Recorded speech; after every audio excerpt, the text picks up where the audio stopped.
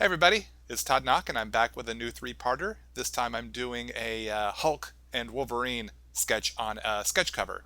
The comic is A plus X, that's Avengers plus X-Men series, issue 1 sketch cover Marvel put out. And so Wolverine, obviously from the X-Men, Hulk as one of the Avengers. I got both teams covered, and now it's time to rough in the initial poses of the characters here using a point 0.3 lead and HB softness on my mechanical pencil. Really fine, tight lead size so I can get really tiny details there. So the lead can break kind of easily, so it's continually a process of learning to have a lighter touch, a lighter hand to applying the pencil to the paper so I don't break the tip as frequently. I do break the tips. Sometimes I do get heavy-handed and the tips will break. But the nice thing about a mechanical pencil is you can just click in more lead. So we got Wolverine roughing in here first. Real basic shapes, and I'm not going to go too tight with these pencils. They're going to be fairly loose pencils. A lot of the details will be tightened up in the ink stage, which will be in the next video. So, but I get in all the basics, as you can see. Wolverine's mask coming into shape there, and his claws, and then the Hulk will fit in behind him. So we'll just keep adjust the board here and keep the details coming in bit by bit. So really starting off with simple shapes, and then as it goes, I just keep tightening up those details bit by bit, just a little bit at a time.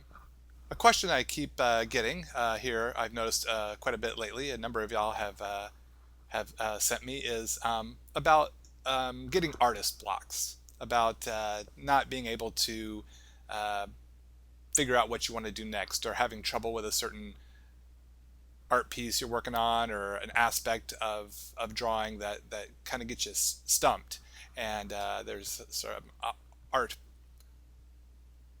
blockage going on there. So and asking if I ever experienced that, or any of my fellow professionals experience art block. And I have to say, at least I can say for myself, yeah, sometimes I do get art block, and it's hard to figure out how that I want to work, maybe a certain pose or a certain angle of a shot, and it can be frustrating. I mean, we're all human, and sometimes the creative juices aren't flowing on a certain day.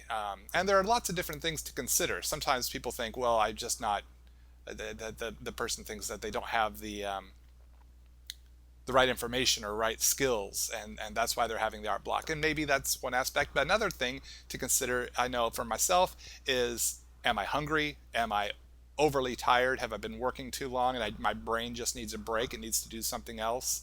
Or is it something I need to, challenge myself and learn? Am I having a certain problem drawing, I don't know, knees? Am I having a hard time figuring out how to draw a knee at a certain angle? And so it's confounding my brain. So what do? I look up reference of knees, bending and straight, and all different angles, and study the shapes. So sometimes it takes a little bit of study, sometimes it takes a little bit of food, sometimes it takes a good nap to overcome an art block and coming in with a fresh eye.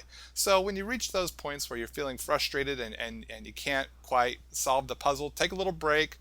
Check with yourself, what is it you're struggling with? Is it something you need to learn? Is it something you need to take a break from and come back? And when you take a break, don't take a 2-month break. 2-month or long breaks like that do not help you. Stay with it. Come back later that day or the next day. But I hear people say, I took a 2-month break and my skills have gone to pot. They're just not where they were. Well, of course they're not where they were, because you haven't been practicing. You got to keep those artistic muscles going. So when you hit those difficult times, those challenges, it's okay. You're not alone, but you can't just ignore them. Ignoring them will not get the problem solved. You got to hunker down. You got to learn something. You got to figure something out, and keep at it. Keep drawing. It's like playing a video game. It's like when you're at the boss level and you can't beat the boss. You just keep at it. You just don't give up on the game. You try to figure out a strategy that works for you. It's the same with art. You got to overcome that challenge. That's the boss level you're at, and you'll figure something out, and you'll get past it. You'll learn something, and you'll be a better artist for it. So keep on learning, keep on trying, and keep on sketching. Keep having fun with it. You're going to continue to grow as an artist. So many of y'all have also asked about multiple character pieces. How do I figure that out? And so usually I like to, I see kind of the picture in my head, and as we often do when we want to draw something, we have an idea in our head. So usually I start with the foreground. What's in the front of the picture? So obviously Wolverine was in the front of this one, so I start to rough in Wolverine, but keeping in mind space for the Hulk. Now there's not a lot of space on this sketch cover. It's got a very big logo, so I had to keep in mind where I'm going to be putting Wolverine, and then how much room will I have for the Hulk. And I had to utilize the white part of the logo here for the Hulk's fists. So there's plenty of space for him, even though there's not a lot of space on the board. So I had to get creative there a little bit. So with Hulk being in the background, he's a much larger character than Wolverine. He's like upwards to 7 feet tall, depending on which incarnation of the Hulk we're working with, and then Wolverine's 5'3" or 5'4" at best. So there's a pretty big size difference between the two characters. But Wolverine's further in the foreground, so he's going to be a little bit larger, and then the Hulk is a little farther in the background, but his fists are coming forward. So that creates, I have to keep in mind that sense of distance. How far back would the Hulk be for his fist to be coming forward, but still be behind Wolverine?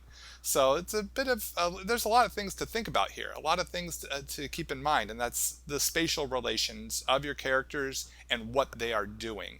It's not just putting in body parts wherever they fit. It's just, haphazardly. You got to consider the scene and how far back would a character be, and kind of keep in mind how much space there would be, ideally as best as you can. And that, again, that just takes practice. For me, it's all been about trial and error. I don't have any secret formula. It's just looking at life and studying photographs, and how far is one thing from another thing, and utilizing those sort of ideas in whatever it is I'm drawing. So getting Wolverine in here, his fist is a little bit farther forward than his face and body. His claws are coming out even further beyond his fist, so there's spatial difference there. And his other hand, his left hand there, is in front of his body, and the claws again coming forward. It's a challenge to work in a 2D medium, but convey a sense of 3D. It's not a 3D image, but we're giving the viewer a sense that there's stuff coming at you. There's stuff in the foreground, middle ground, and further in the background. Like Hulk's fists, that would be more considered, I would consider that the middle ground. And then as his arms go backward to his body and his face, that's even further in the background. So these are things you want to consider, and it's a challenge. And foreshortening, and that's like the Hulk's hand is forward, and then it goes back to his forearm, back to his biceps, back to his shoulder muscles. That's like when you reach out towards something. If you look in the mirror and you reach your hand out towards the mirror, and you see how your hand's in the foreground and your arm's going back, that's foreshortening, and that's a very challenging aspect of life drawing. And I learned a lot about that in my life drawing classes at the Art Institute of Dallas, and it's definitely stuff I utilize in my regular superhero comic book artwork. So these are things, lots of things to learn. So I know it can be overwhelming, but just keep at it, keep having fun, and keep experimenting. You're going to learn things as you go. So almost done with getting the pencils roughed in here. Thanks for letting me rant and ramble about things I've learned and experienced in comics, and I'm going to share more here in the inking stage coming up in the second video. As you can see, these pencils aren't incredibly tight. They're still kind of loose. They're pretty sketchy. And I'm going to have a scan for you here like I usually do. Fortunately, I do have a scan of the pencils of this image, where I haven't had scans of some of my previous images on the previous videos, which I'm disappointed that I lost those files, but I do have scans for this one. So you'll be able to see some of the details of this piece a bit better. And you can also see this piece on my Facebook page. The link is below in the description. So if you want to have time to look at that where it's not in the video, go to my Facebook page, and you can like that page if you're on Facebook, and keep up to date with more of my postings. And we'll have the inks coming up real soon. Actually, the inks will be coming up in just 1 week, and then 2 weeks to follow, the Copic color. Thanks.